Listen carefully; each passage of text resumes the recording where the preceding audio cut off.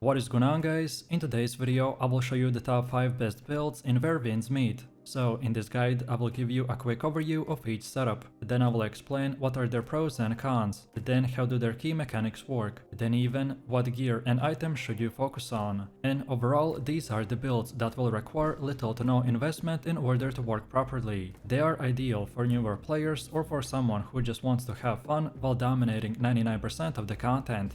Also, if you're interested in buying other PC or console games with 50 or 70% discount, then check out Instant Gaming. For example, I want to buy Elden Ring, so we just click on Add to Cart, then click Pay, then input our details and pay. After payment is complete, we will receive activation key, then copy and paste the key in, and it's that simple. So what are you waiting for? Click my link in the description and check out Instant Gaming for yourself. So, for the first one, we have the Sword and Fan build. This is one of the most beginner-friendly and powerful builds that you can start using from day one, as all of the weapons and items are very easy to get. When you are just starting out, you're still figuring out the combat flow, the story and all the systems, so you don't really want to stress out about the complex mechanics or the perfect timing. This build gives you everything you need to survive, so deal great damage and stay alive without constantly chugging healing flasks. The core of this build is the Nameless Sword paired with the Penance Fan. The Nameless Sword is your main weapon. It's super reliable, strong and flexible. It's got a great charge ranged attack, a solid gap closer to engage enemies, and even a disengage move, so you can pull back safely. But then on the other hand, the Penance Fan is your lifeline. It's a healing weapon that you get early from the oddity vendor after a quick quest. The fan gives you a constant healing and a healing totem ability, and even a ranged attack that adds a nice bit of utility. Basically, you can heal yourself and take on bosses solo without worrying about running out of flasks.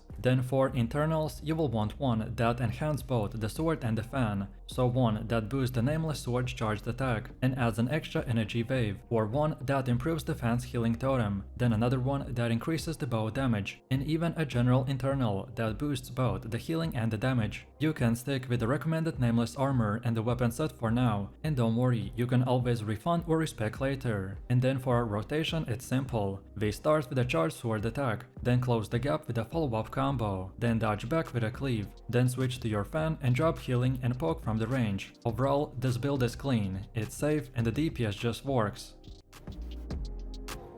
Next up, we have the Dual Blades and the Rope Dart build. This setup is built for fast, aggressive gameplay, with a high mobility and sustained pressure. The Dual Blades give you quick combos, rapid strikes and strong gap closers, while the Rope Dart will add reach, the bleed stacking and crowd control. Once you unlock both, the gameplay loop will become about weaving in and out of range, by using the blades to burst enemies down up close, and then switching to the dart for the range control or the bleed effects, before darting back in for the finish. To prepare, you will start by unlocking the Dual Blades, which you can get on day 1 from the Oddity vendor after completing the early story quest that involves the Beehive and the Bear. However, if you rather start with a more forgiving setup, then you can pick up the healing fan first, but grabbing the blades early will let you start leveling them right away. And then the Rope Dart, on the other hand, will come later through the main story quest, once you open the Keyfeng City map. It's tied to a stealth and disguise questline, or by joining a specific set within that region. Then for internals, there are 4 key ones that define this build. The Forgotten River enhances the Dual Blades damage, the Mudfish will boost the Rope Dart, the Song of Issue is all-purpose buff for both damage and survivability, and depending on your focus you can also choose the Stonebreaker for the PVE, or the Blade Weeping for PvP bleed stacking. You will get these from the bosses and the quests, so expect some grinding and recycling materials to refine your setup. Once you get the weapons and internals, you wanna stick with the Bamboo Cut Wind Marshal Skull and its recommended gear. It buffs critical hits, light attacks and the bleed effects. And then for rotation, we open with the Dual Blade rushes and the combos, then switch to the Rope Dart for control or the bleed procs, and then re-engage for kill confirms. This build is fast, flashy and incredibly rewarding once mastered.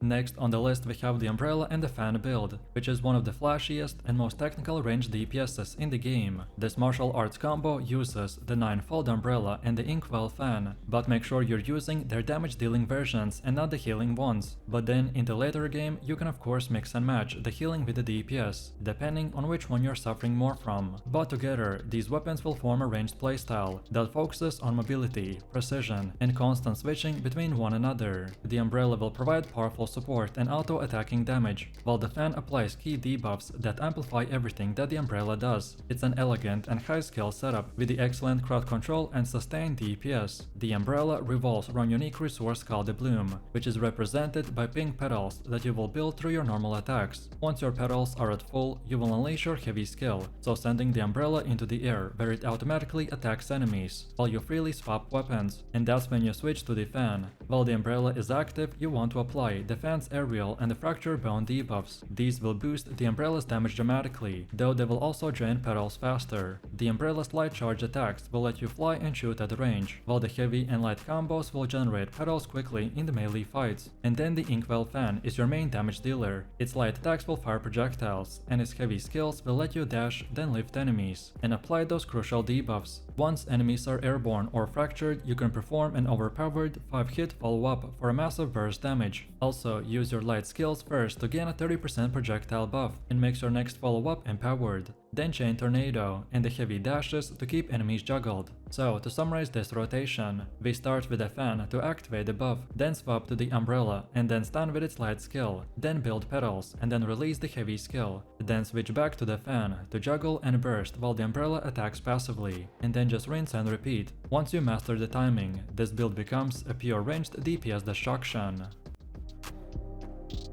Next up we have the spear and the sword build, and more specifically the nameless sword and the nameless spear combo, and honestly it's just way stronger than most people give it credit for. This setup is perfect for players who want something simple but powerful right out of the gate. The nameless sword alone can carry you through most of the early game, with its insane charged attacks, the great gap closers and the smooth combos. It's got that classic Dark Moon greatsword energy, the high burst potential with just a single charged strike and absolutely melt enemies. Meanwhile, the nameless spear will add reach, the control and AoV potential, rounding out the build with versatility that works in both PvE and PvP. Now, the beauty of this combo is how quickly you can transition between the weapons. The nameless sword will give you mobility, so quick engages, disengages, and follow-ups that keep your enemies locked down. You don't need perfect positioning to make it work. You can just dash in, hit hard, and then slide right back out before the enemies recover. And then the nameless spear, on the other hand, will give you range and defensive utility. It lets you root enemies, charge up a projectile immune heavy attack, and even land a free crit when timed correctly. Together, they cover nearly every combat scenario, without requiring advanced mechanics or complicated builds.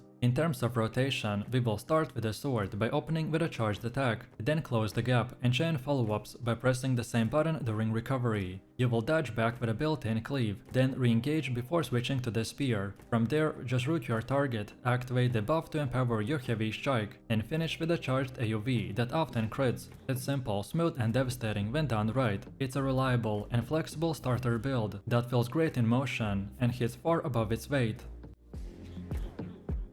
And now for the last one, we are taking a look at the Umbrella and the Rope Dart build, which is a ranged DPS combo that feels like a mix between a spellcaster and an acrobatic. It's flashy, mobile and incredibly fun to play once you get into the rhythm. This build is not available in every version of the game, but once it drops it's going to be a fan favorite for those who enjoy controlling space from mid-range while keeping the high AoV pressure. The gameplay feels almost magical. You blink across the battlefield with the Umbrella, and then follow that up with the Rope Dart to stack debuffs, control groups, and land a huge finisher. Think of it as a ranged duelist that plays like a mage, so only armed with a whip and a spinning parasol. The Umbrella here is not healing 1, this is the DPS version. Its heavy ranged attacks will make the bulk of your damage, while its special ability will let you create a phantom umbrella at a chosen spot. You can teleport to it instantly by turning your weapon into a spinning chainsaw mode that shreds enemies up close. It's stylish fast and gives you built-in mobility for dodging and re-engaging. The Rope Dart meanwhile is your setup weapon. It applies a unique debuff called the Soul Loss, which will fuel your heavy attacks and allow you to enter the charge stance automatically.